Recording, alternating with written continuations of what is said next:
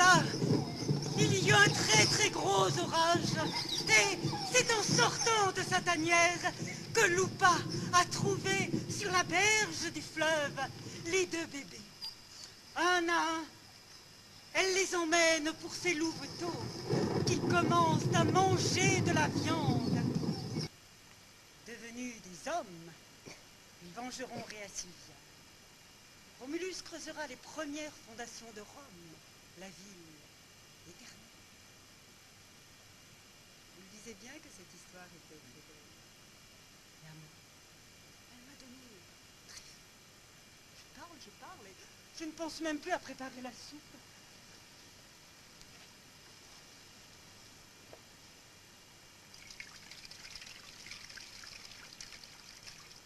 Il ne faut pas que j'oublie d'y mettre l'os dans la soupe, sinon Loulou et Louvette ne voudront même pas y goûter.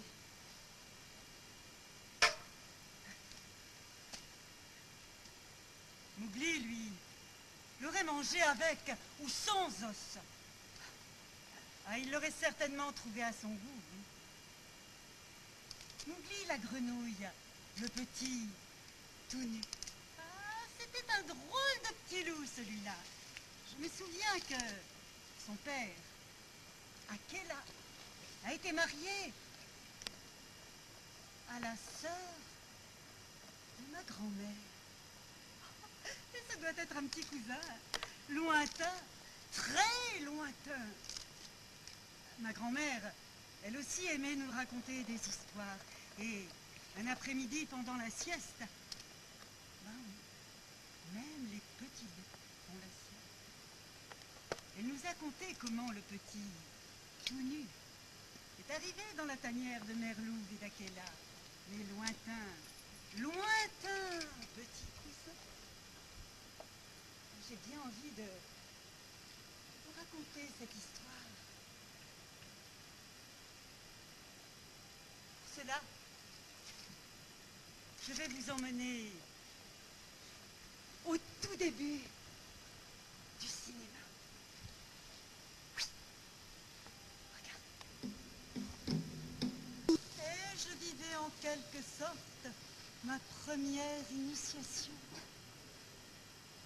Le passage par l'adolescence ne se fait pas sans blessure. Est-ce initiatique? Il faut croire que oui. Même douloureuses, les petites et les grandes blessures font vivre. Comme vous, je suis passée par là. Je me souviens.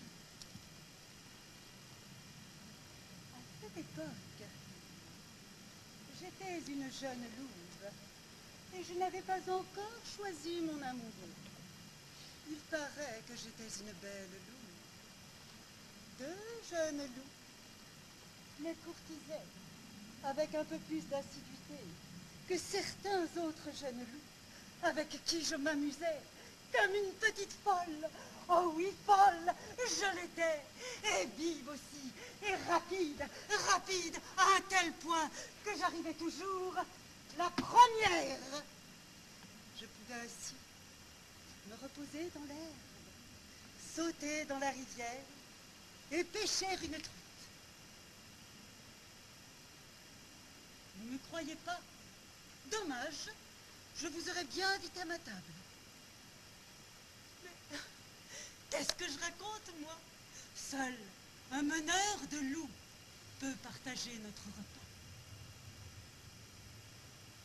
De toute façon, personne n'est venu.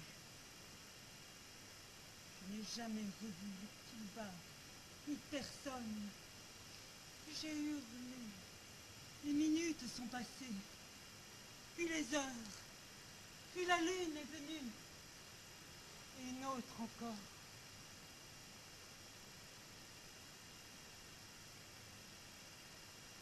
J'ai cherché, pleuré. M'aurait-il abandonné? Non, ils ne m'ont pas abandonné. Ils se sont fait prendre dans les filets tendus par les hommes. Je crois que j'ai vécu là ma plus grande blessure. Heureusement, je ne suis pas restée seule longtemps. Mes hurlements ont été entendus par une autre meute. Parmi les jeunes loups, il y avait mon loup, le père d'Aria et de Bozo.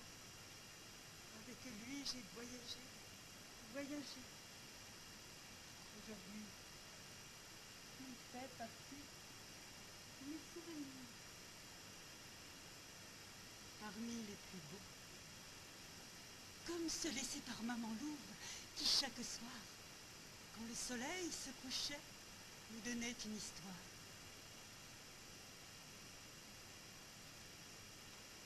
Les hommes étaient plus sages. Ils comprendraient que la terre est faite pour tout le monde. Nous ne sommes ni des bandits, ni des criminels.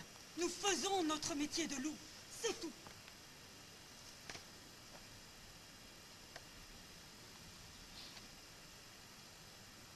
De nombreux peuples de loups et de louves vivent à l'état sauvage dans différents pays. Mais jamais l'un de nous n'a attaqué un être humain sans y avoir été très fortement incité.